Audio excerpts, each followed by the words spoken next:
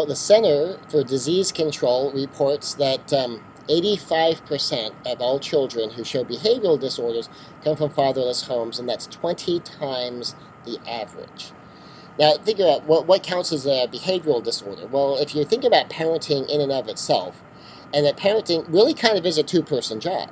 Classic parenting was usually one person supporting the family while the other person's at home taking care of the kids pretty much full time. And when you do that, you have a much better opportunity to train your child, to teach your child right from wrong, appropriate from inappropriate behavior. And a lot of behavioral disorders come from the lack of the ability to do social conditioning. And so what that means you need is you need some better, more powerful tools.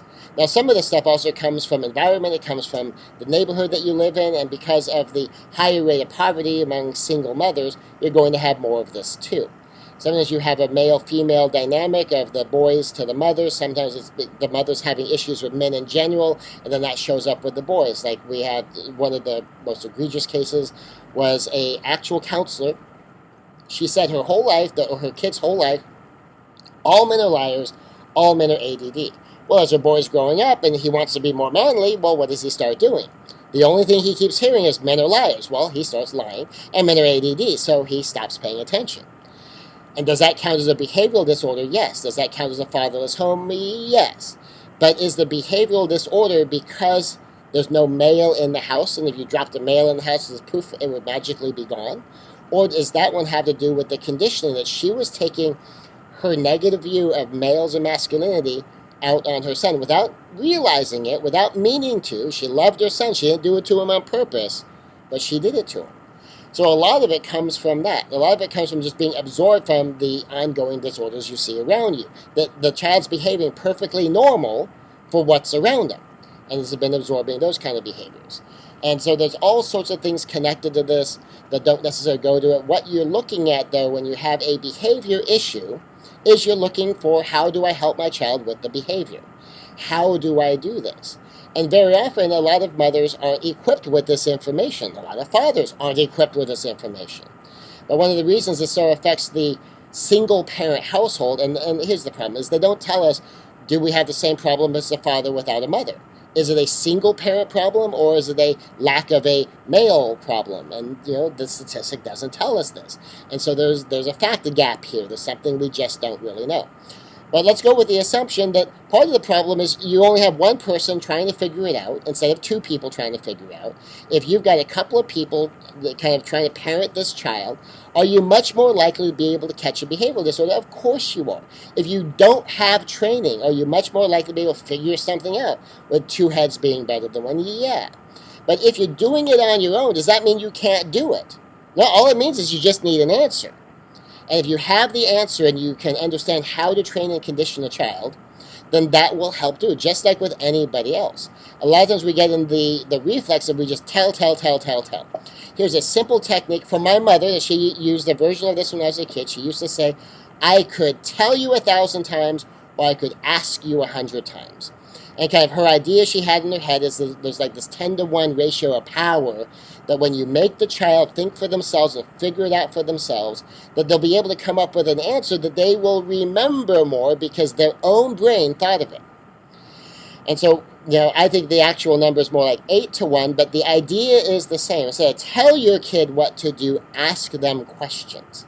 And one of the things, too, is, and this one just happened recently, I was working with a mother with her son, is I was telling her son that, he's really smart. I can tell by watching him he's really smart. I was talking to him. All of a sudden he stopped. He knelt down. He fished around. He saw a roll of tape that was underneath a bookcase, got it out, brushed it all off, and then he put it on a shelf. And then he apologized for being so stupid that he just doesn't know. And I told him, well, no, from what I say, you're really, really smart. The question that popped into your head is, oh, does that belong there?